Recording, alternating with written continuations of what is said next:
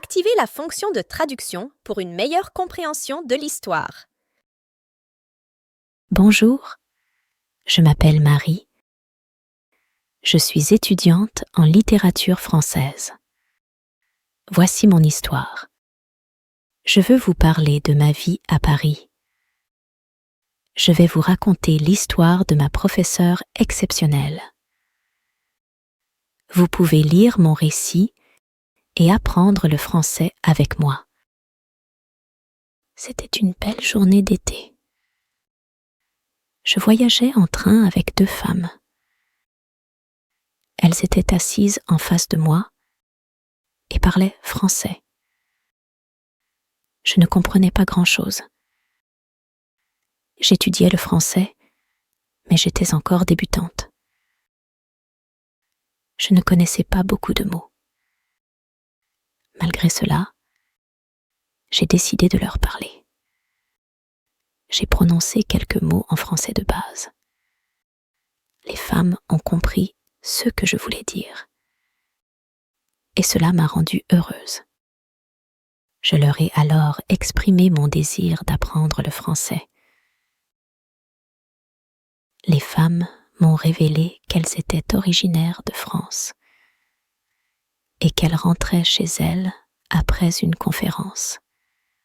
Notre conversation a duré environ 10 minutes. À la prochaine station, c'était mon arrêt. J'ai dit au revoir aux femmes, mais avant de partir, elles m'ont donné leur adresse et leur numéro de téléphone. Elles m'ont invité à les visiter en France. J'étais enchantée par cette opportunité. Après cette rencontre, j'ai travaillé sur mon français chaque jour. J'ai traduit des textes et regardé des films en français. En seulement 6 mois, mes compétences linguistiques se sont considérablement améliorées. C'était déjà bien, mais je voulais en apprendre encore plus. J'ai donc décidé de me rendre à Paris pour étudier la langue depuis cet endroit magnifique. Lorsque je suis arrivée à Paris, j'ai rejoint une école de français. Ma première leçon était un lundi. J'ai rencontré ma professeure et les autres étudiants de la classe. Ma professeure était une jeune femme belle et bienveillante. Elle s'est présentée, puis nous avons commencé la leçon. Notre professeur avait une question pour nous. Quel était notre niveau de connaissance générale de la langue française? Elle nous a ensuite expliqué qu'elle enseignait selon une méthode très efficace pour apprendre le français. Cette méthode était simple, mais elle promettait des résultats remarquables. J'étais impatiente de découvrir ce qu'elle avait à nous offrir. Elle nous a dit que nous n'aurions pas à étudier à partir de manuels, mais que nous devrions beaucoup utiliser le français dans notre vie quotidienne. Cette approche s'est avérée très efficace pour moi. En effet, je n'aimais pas étudier à partir de manuels, car cela me rendait confuse. Notre professeur a ensuite abordé l'importance de la communication dans l'apprentissage d'une nouvelle langue.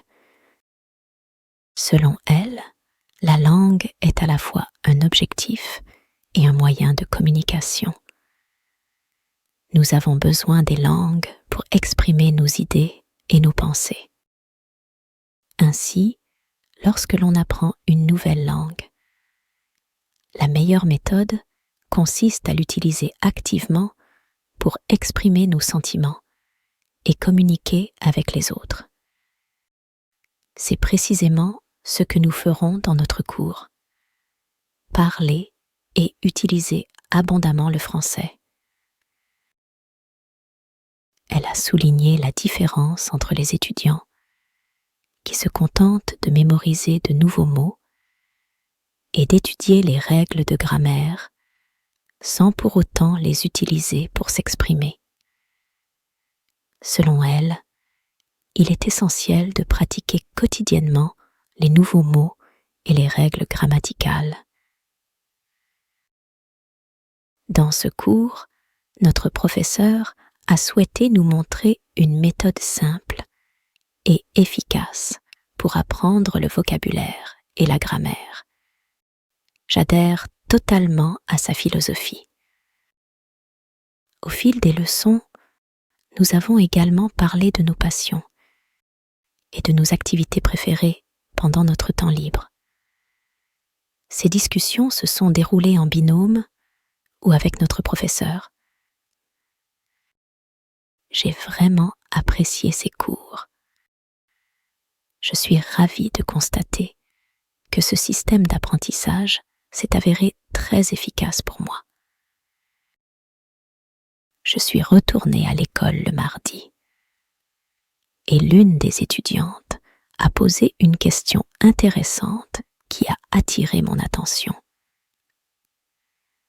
Elle a demandé quelle était la meilleure manière d'apprendre de nouveaux mots. Notre professeur a expliqué qu'il existe plusieurs façons d'apprendre de nouveaux mots.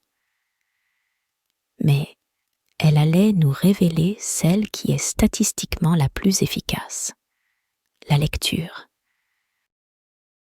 Lorsque les gens lisent, ils apprennent de nouveaux mots dans leur langue 2 fois plus rapidement que ceux qui ne lisent pas. Il est recommandé de lire pendant au moins 30 minutes par jour. Voici ce que vous devez faire pour tirer le maximum de profit de la lecture. Tout d'abord, il est crucial que le livre ou le texte que vous lisez vous intéresse. Prendre plaisir à la lecture est essentiel. Le livre peut être une belle histoire, fictive ou non, peu importe votre intérêt. Évitez de lire un texte qui ne vous passionne pas, car vous risquez de vous frustrer si vous ne connaissez pas beaucoup de mots. Vous devez toujours apprécier ce que vous faites lorsque vous utilisez la langue. Il est également essentiel de choisir un texte intéressant et adapté à votre niveau. Lorsque vous lisez et que vous rencontrez un mot que vous ne comprenez pas, n'hésitez pas à utiliser un dictionnaire pour trouver sa signification. Cela améliorera votre compréhension du texte et augmentera vos connaissances. Vous n'avez pas besoin de noter le mot quelque part.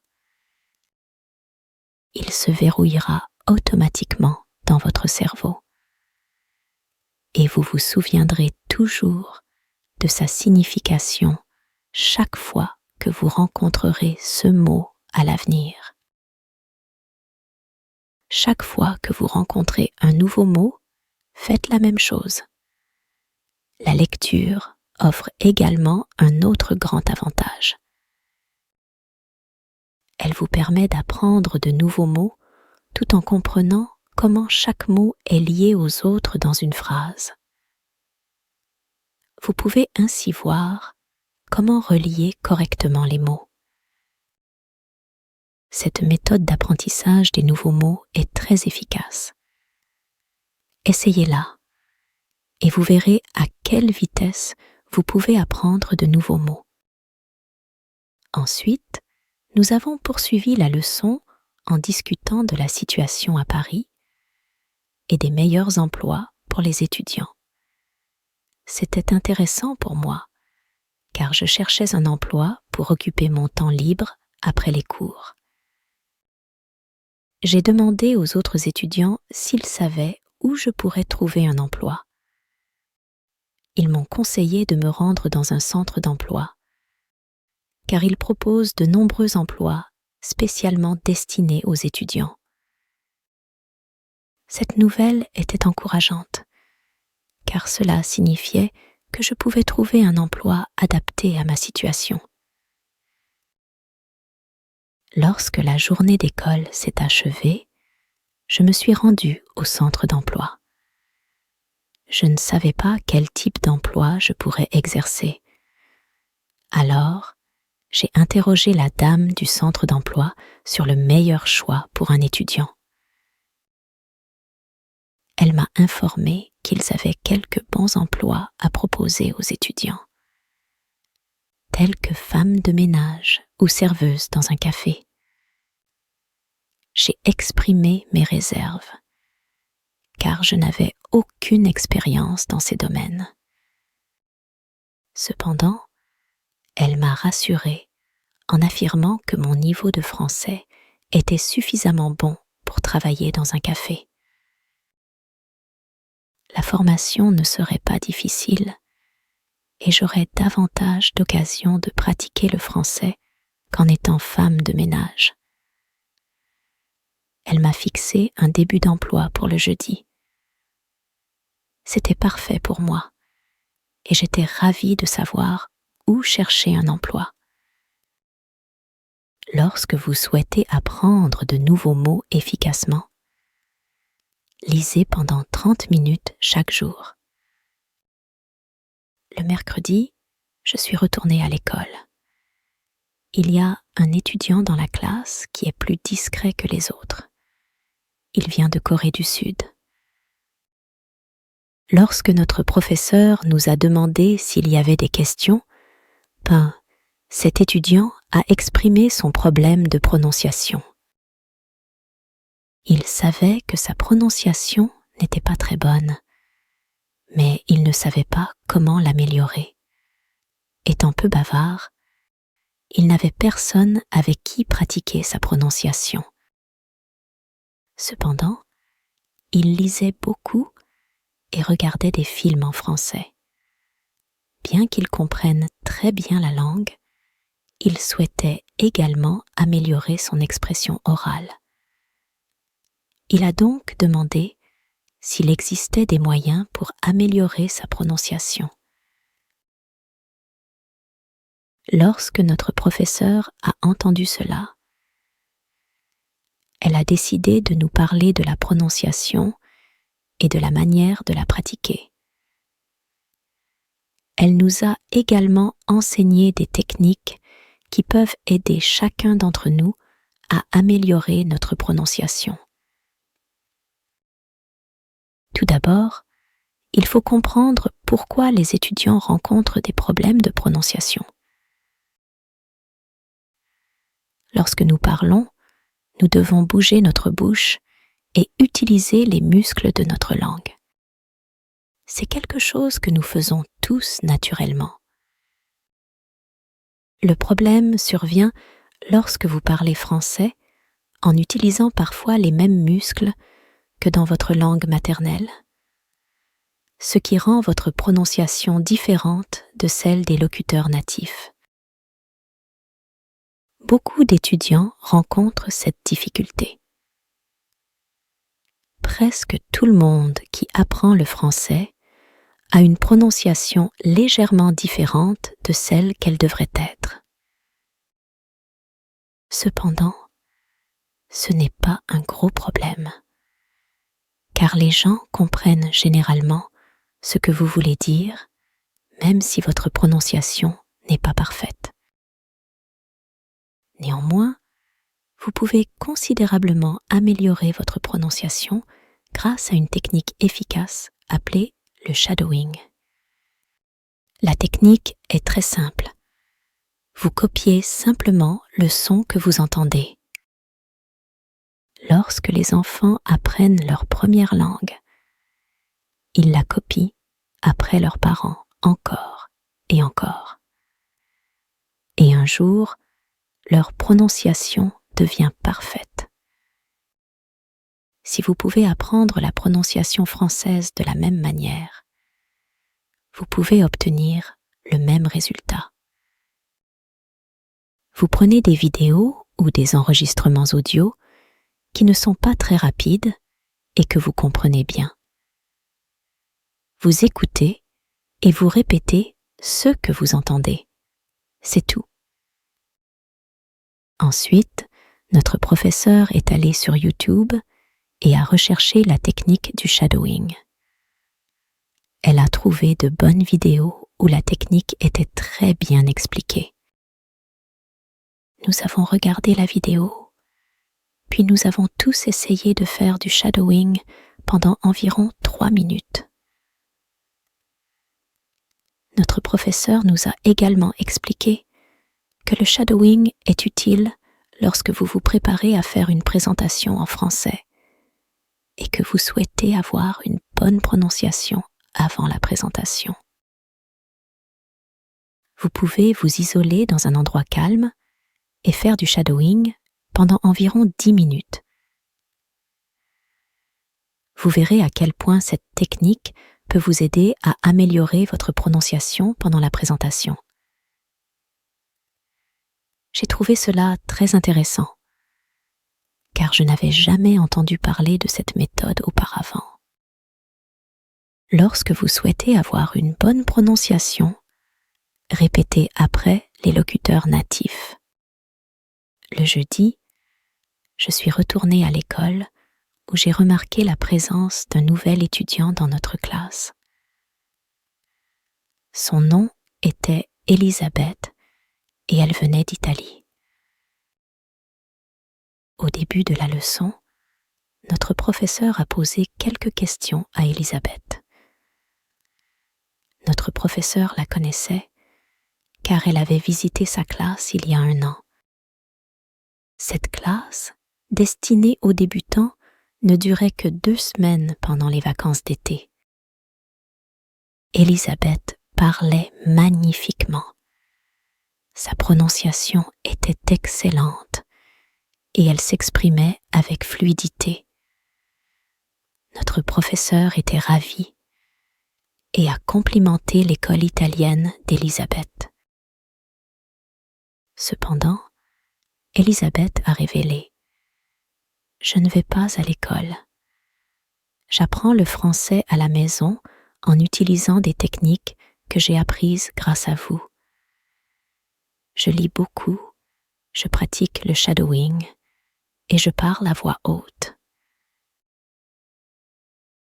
J'essaie de penser davantage en français qu'en italien. C'est ainsi que je travaille sur mon français. Les 2 semaines passées dans votre classe l'été dernier m'ont énormément aidé. Vous m'avez montré la voie. Aujourd'hui, je parle français et je veux continuer à apprendre de vous. » Notre professeure était touchée par ces mots. Elle admirait le travail acharné d'Elisabeth. Elle nous a rappelé que pour parler couramment le français, il fallait penser en français à chaque instant. Elisabeth avait trouvé sa voie et elle nous inspirait tous à poursuivre notre apprentissage avec passion et détermination. Lorsque vous voulez parler français couramment, pratiquez la réflexion à voix haute. J'ai voulu utiliser cette technique car je voulais aussi m'améliorer en expression. Lorsque vous voulez parler français couramment, pensez tout haut. Je veux vous donner un conseil supplémentaire. Lorsque vous voulez apprendre le français, lisez, écoutez, pensez et parlez.